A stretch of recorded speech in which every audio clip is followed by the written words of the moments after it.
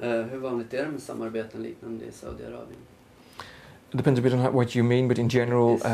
Jag tänker främst på svenska, kanske, exporten och så. Sweden has an arms industry which exports to a wide variety of countries.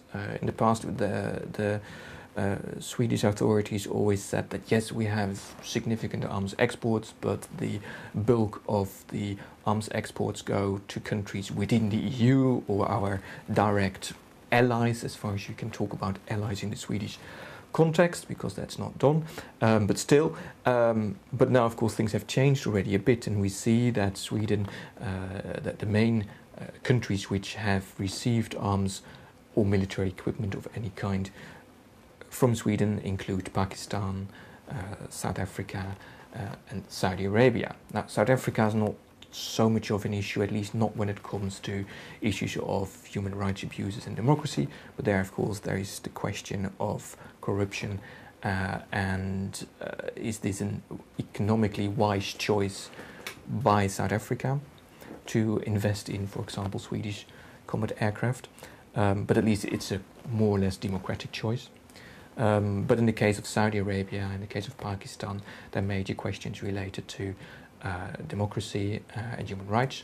Another case is Thailand, which is also a significant recipient of Swedish arms in recent years due to the sale of combat aircraft by Sweden to Thailand. And there, of course, the question can be raised: is it wise to supply Thailand at this point in time weapons when it is has very tense relations, which actually led to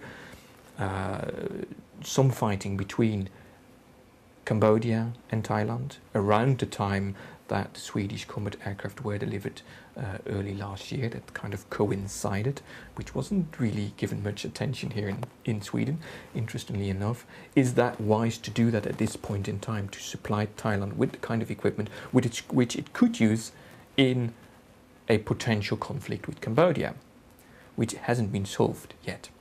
And also, of course, we see that there still is a violent conflict in the south of Thailand, which is a long-standing conflict. And also there the question is, can the equipment which Sweden supplies be used in that conflict? And also, which signal do you give to the Thai government when you have this kind of military relations?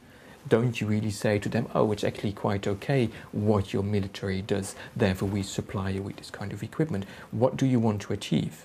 Or do you have an agenda in which you say we have these relations because we believe that by having these relations we can influence them? But if that's the case, how exactly does that function? What do you have in mind? Can you tell more about that? And I'm not really sure that that is the case.